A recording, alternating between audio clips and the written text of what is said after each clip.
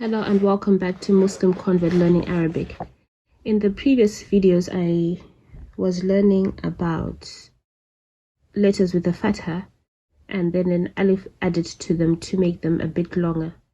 This one is for words with a kasra in them and how they are made a bit longer. So you add a ya is added. So this will be E and this will be E.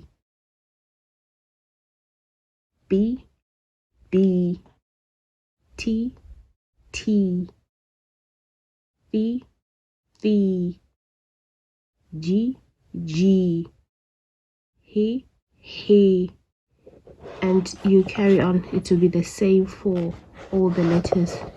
Like here, kasra, ki, ki, fi, fi, and also fi means in, but in this exercise it's just an exercise. And then this is we,